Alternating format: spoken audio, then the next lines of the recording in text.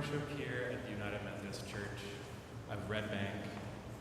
And we are a community who strives to welcome everyone, regardless of race, economic status, political inclination, sexual orientation, or gender identity. So we really want people to feel welcome and safe here. So if you're looking for that kind of church, look no further. We are here. Our Sunday morning services are at 10 a.m. and that's followed by a time for fellowship and of snacks. And we also offer many other different opportunities to serve the community and to grow in faith. And so if you're interested in that, feel free to reach out to a congregation member here, or you can email connect@umcredbank.org, or you can also fill out one of our Connect cards, the blue cards that are in the pew fronts there, and give them to me or one of the congregation members. So the pieces that you just heard were composed by Johann Sebastian Bach, and scholars think that they were probably composed early in his career, pre-1717, when he was a musician for dukes and princes and things, and he was doing a lot of composing, a lot of secular composing during that time. So he wrote a lot of his organ works during this period. Later on, he was working on cantatas and teaching young kids Latin and that kind of thing when he got his big job. And these pieces fit this organ extremely well. The Hradetsky gallery organ was built to be kind of a replica of the organs that were built during Bach's time, organs in the 17th and 18th century. And this is its 50th anniversary this year, and so we are celebrating it in as many ways as we can, including with this concert. There's another organ concert on July 23rd in this series. And there will also be a big celebration concert and service on October 26th. So put that on your calendars as well. The next piece that I'm going to play was decidedly not composed for this kind of organ. But with the help of my friend Stephen, who will be what's called a registrant, he will help me pull and push stops in. I think that we make it work pretty well.